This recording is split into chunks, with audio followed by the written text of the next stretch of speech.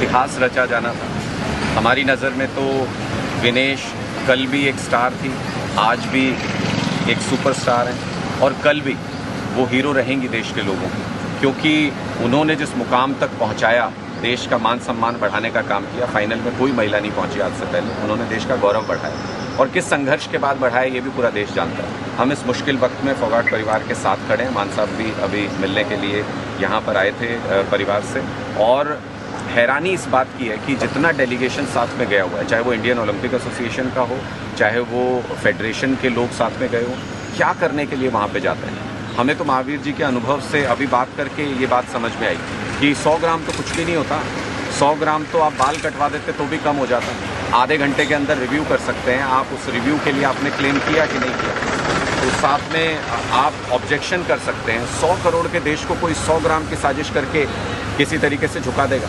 सरकार ने एक बार भी हिम्मत नहीं हुई सरकार की, ये नहीं कह सके सरकार की हम ओलंपिक का बहिष्कार कर देंगे अगर हमारे खिलाड़ियों के साथ ऐसा अत्याचार होता है। हॉकी के अंदर देखो, रेड कार्ड सिर्फ एक मिला है, सिर्फ भारत के खिलाड़ी को मिला है। यहाँ देखो, अन्याय अत्याचार सिर्फ हमारी खिलाड़ी के साथ हो रहा है। तो क्या सरकार एक स्ट्रॉन्ग स्टैंड नहीं ले सकती थी? पूरा देश देख रहा था इस वक्त मोदी जी की तरफ। वो दावा करते हैं कि रूस का युद्ध रुकवा दिया उन्होंने, और हमारी खिलाड़ी के ऊपर अत्याचार हो रहे थे, वो अत्याचार नहीं रुकवा पाए। तो मुझे लगता है ये बहुत दुर्भाग्यपूर्ण है और हौसला तोड़ने की कोशिश है हरियाणा की बेटियों का। लेकिन हरियाणा की बेटियां रुकेंगी नहीं। ना हरियाणा की बेटी पहले झुकी, ना रुकी, और ना अभी रुकेंगी और झुकेंगी। हरियाणा की बेटियां इसी तरीके से पूरी ताकत के साथ संघर्ष करती रहेंगी और इस मुश्किल वक्त में पूरा देश विनेश फोगाट और उनके परिवार के साथ खड़ा है। लेकिन बहुत दुर्भाग्य की बात है कि मोदी सरकार, जो अपने आप को इतना मजबूत नेतृत्व बताते हैं, उन्होंने ऐसे वक्त में बेटियों का साथ नहीं दिया। ना वो जंतर मंतर पे जब वो संघर्ष कर रही थी अपने मान सम्मान की रक्षा के लिए, ना वो तब साथ खड़े हुए, और ना ही ओलंपिक में जब उनके साथ अन्याय हो रहा था, वो संघर्ष कर रही थी, ना मोदी जी तब उनके साथ खड़े हुए। पूरा देश इस बात को देखा। यही समझ में नहीं आता है कि बृजभूषण ने ये कहा था कि इनका खेल का समय जा चुका है, ये कुछ नहीं कर पाएंगे।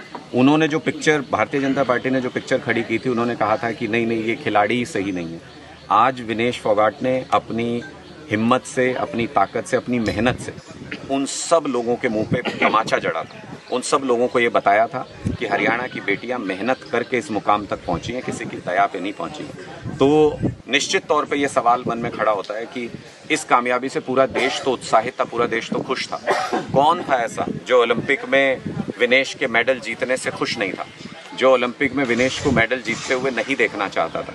और जिस तरह की प्रक्रिया हुई, जिस तरीके का जो स्थितियां पैदा हुई, उसमें संदेह तो निश्चित तौर पे होता है। मुझे तो नहीं समझ में आती ये बात कि इतने अधिकारी वहां पे होने के बावजूद, एक ऐसी सरकार होने के बावजूद जो दावा करते हैं कि रूस का युद्ध रुकवा दिया था मोदी जी ने, रूस का युद्ध रुकवा दिया, लेकिन हमारी बहन के साथ अत्याचार हो रहा था, उसको नहीं रुकवा पाए। तो निश्चित तौर पे सवाल, संदेह निश्चित तौर पे खड़ा होता है और साजिश की तरफ भी निश्चित तौर पे लोगों का ध्यान जाता है। लोगों के मन में इस बात को लेकर के सवाल है, लेकिन इसका क्या सही जवाब है ये तो समय तय करेगा। आज के दिन हम इतना ज़रूर स्पष्ट तौर पर कह सकते हैं कि कहीं ना कहीं सरकार की अनदेखी, सरकार की साजिश का इतने मायने में तो ज़रूर शिकार हुई है विनेश फोगाट कि जो स्ट्रॉन्ग आपत्ति जताई जानी चाहिए थी, जो प्रक्रिया वहाँ पे की जा सकती थी, जो वेट को मैनेज किया जा सकता था, वो सारी चीज़ें सरकार के अधिकारियों की तरफ से, इंडियन ओलंपिक एसोसिएशन के अधिकारियों की तरफ से नहीं की गई। अभी हमने महावीर जी से बात की तो उन्होंने ही बताया, उनका इतना तजुर्बा है, वो तो इतने खेल देख चुके हैं, उन्होंने बताया कि आधे घंटे के अंदर रिव्यू किया जा सकता है। और ये तो हम आपत्ति कर सकते थे देश के तौर पे। भारत 100 करोड़ का देश है, उसको 100 ग्राम की साजिश करके नहीं झुकाया जा सकता। अगर 100 करोड़ का देश ये कहता कि हमारी खिलाड़ी को समय मिलना चाहिए, ये अत्याचार है, और एक बुलंद आवाज में हम ये कहते कि अगर ये अन्याय होगा तो हम बॉयकॉट करेंगे ओलंपिक का, तो निश्चित तौर पे इसमें कोई संदेह ही नहीं किसी भी प्रकार का कि ओलंपिक एसोसिएशन को इस बारे में सोचना पड़ता और इस बारे में निर्णय लेना पड़ता। लेकिन बहुत अफसोस की बात है कि सरकार ऐसे वक्त पर अपने खिलाड़ी के, हरियाणा